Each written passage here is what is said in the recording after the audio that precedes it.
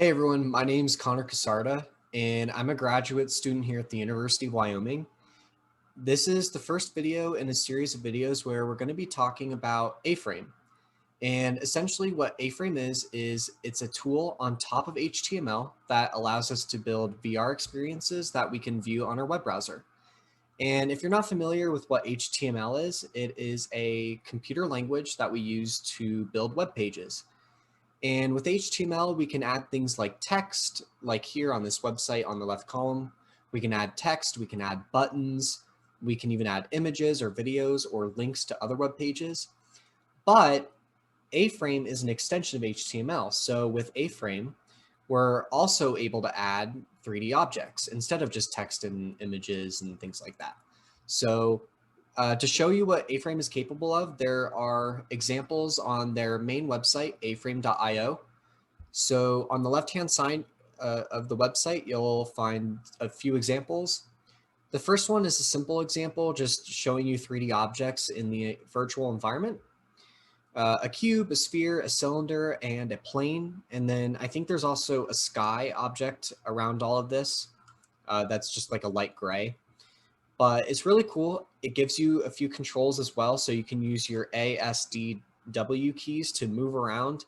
And you can use click and drag to change your perspective in the environment. So that's pretty cool, but it's just a little quick example. You can even drag and drop your own 3D models into here. And I guess, for example, they have a Triceratops that you can click and drag and rotate to view from all different angles. And you can even go as far as creating a whole video game in here. So here we go. Here's an example. So you can move around, you can change your angle, and it looks like if we walk up to one of these orbs, we can click on it. So there's an example of interactivity with an environment. So that's pretty cool. So you can make video games, you can even do 360-degree images. It's really cool. You can do so many things with it. I think even places like NASA have used this before.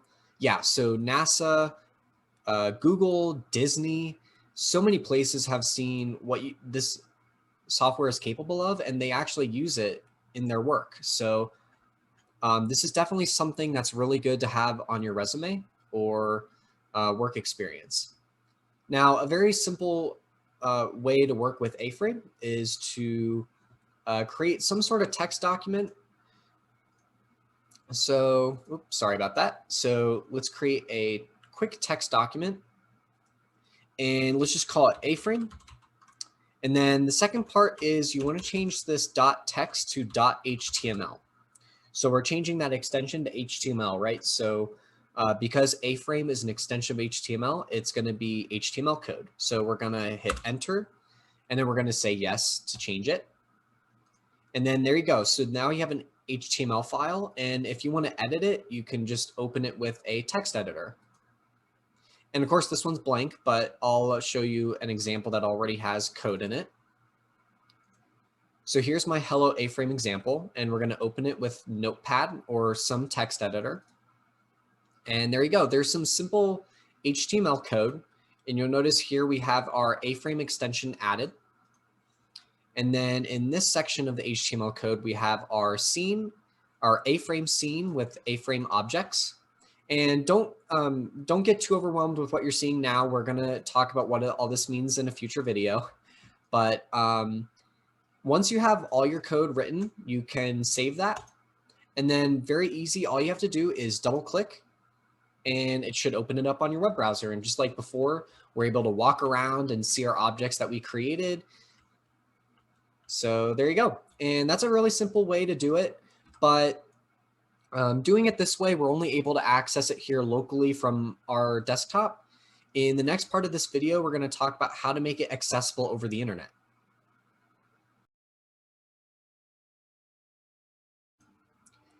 Now we're going to look into how to make our A-Frame project accessible over the internet. And the first thing we're going to do is download some software. The first one being Visual Studio Code. And essentially what Visual Studio Code is it's a text editor that allows us to work with programming languages like Python or C++, even languages like HTML. So what we're going to do is I searched Visual Studio Code and it's the first one that comes up, but you're going to click download.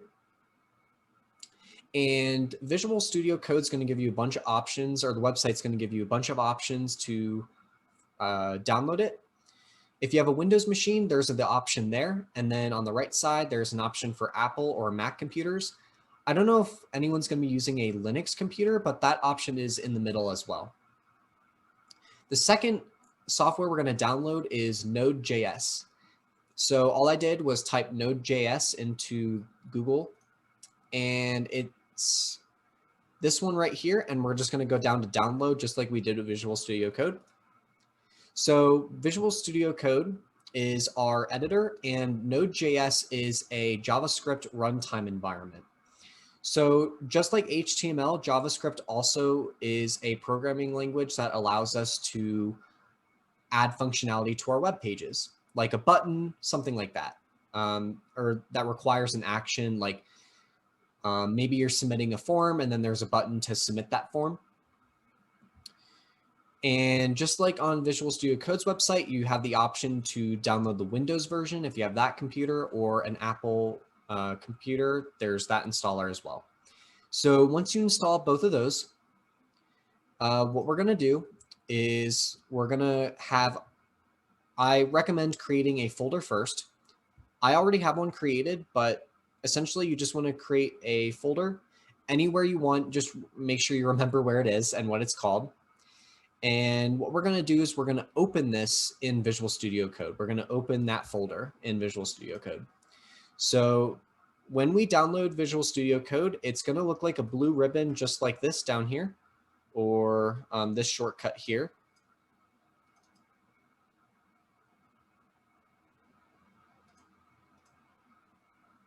Okay. And it should look something like this. You're going to get a Getting Started tab probably. It's just going to look like this. And all you want to do is just close that out because we're not going to need it. The first thing we're going to do is we're going to open up our folder that we created. And the nice thing about Visual Studio Code is it's a simple layout. You have your normal file and edit options. And the one we're going to use in a moment is Terminal. And then on the left-hand side, there's even more options. The one we're going to use first is Explorer, which is the one that looks like pieces of paper. And then we're going to open our folder that we created. So if I remember correctly, it was on the desktop and called A-Frame Tutorial. And this folder is where we're going to keep all of our A-Frame files or project. And then we'll just hit Open. And you might get another Getting Started page, and you just want to close that out. And then I'll close this terminal out as well. Hit Explore again, and then you'll notice you have your A-Frame tutorial folder opened in Visual Studio Code. It's nice because it just keeps everything organized, and you won't lose any of your files. And here's our hello A-Frame file. It's very easy to add a file into this folder. So you click this button here that says New File when you hover over it. And then we can just do a quick example. So example, and then dot, we're going to add the extension HTML. And then that's how you add a folder or a file. You can also add a folder as well if you want to. So we'll delete that example file. Now, something else we want to do is download an extension. So we're going to go to the left, and it's the fifth one down that looks like Lego blocks, and you hover over it, it says extensions. So we're going to type A-Frame in the search bar for extensions, and we're going to download not the first one, but we're going to download the second one that says A-Frame completion. And essentially what this adds to Visual Studio Code is syntax recognition for A-Frame code or HTML code as well. And you can sort of see example of that in the animation here. It also color codes it so that it's easier to read. And it shouldn't take very long to install. There would usually be an install button here or here that you can use to do that. Now we're going to close out of that, and we're going to go back to Explorer to view our folder and our file. I already have A-frame code in here, and I'm just going to use this as an example. Now, what we're going to do as the final steps is we're going to open up terminals. So you can add a new terminal. This is just a single terminal. But what we're going to do is we're going to actually add 2 terminals. And the easy way to do that is to scroll further down and hit split terminal. Now we have 2 terminals that we can type in on the bottom left and the bottom right. And right now what we're going to do in each of these terminals, we're going to download some more software. That's going to allow us to create a server that projects our A-frame project onto the internet, and then we can access it on our phone. So the first thing we're going to install is HTTP server. So in order to do that, we're going to type npm install -g HTTP server. And then that might take a little bit to download, not very long at all, maybe a minute.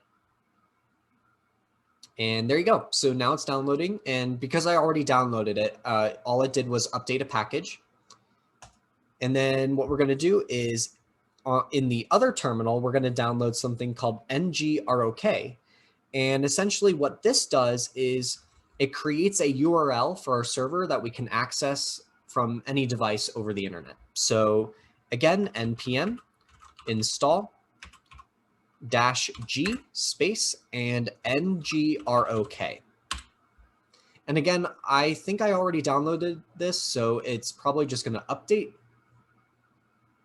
There we go. So yep, all it did was update it. And a very quick tip in these terminals, if you type clear and then enter, it'll clear it out so that's easier to read and manage. So, all right, so now that we have our terminals cleared again, and we have those 2 things installed, let's run them. So in the terminal on the left, we're going to run HTTP -server. There we go. So now our server is online. And the other thing you'll notice in the terminal is that we have our file directory here. Remember that my folder was on the desktop, and the file was called, or the folder was called A-frame tutorial. So essentially what this server is doing is, or what HTTP server is doing is it's creating a server, a secure server to this folder. The thing is, we want to access this from my phone. So in order to do that, we need to run ngrok or ngrok. So ngrok, and because we're doing an HTTP server, we're doing HTTP, and we're going to take the number highlighted in green over here, 8080, and we're going to add it over here, and then hit enter, and there we go. So now our server is accessible over the internet through a URL, and the URL, if you go down the left column, it is the second forwarding row. And here's our URL right here that's being underlined when we hover over it. Then it's going to give you an option to follow link. You just want to click that, and it'll open up in your web browser. In fact, a better way to do this, and I guess this is an important point to note, you need to use the URL with HTTPS. Otherwise, it will not work. It will not give you the correct permissions. So you might have to add it yourself. There we go. So HTTPS, and then we're going to hit enter. And then you'll notice that our hello A-frame HTML file is here. So we're going to click that. And here we go. There's our example. Now, for the last step, I'm going to show you what it looks like when I access it from my phone. All right, so here is a cast of my phone, and I'll just close this web page out and minimize this. All right, so I'm going to open up my phone here, and I'm going to go to my Chrome browser, and I'm going to open up a new tab. And what I'm going to do is I'm going to type in this URL right here. And here we go. So I got onto that URL, and if I click Hello A-Frame, there we go. So now I'm accessing the environment from my phone. So that should be it for this video.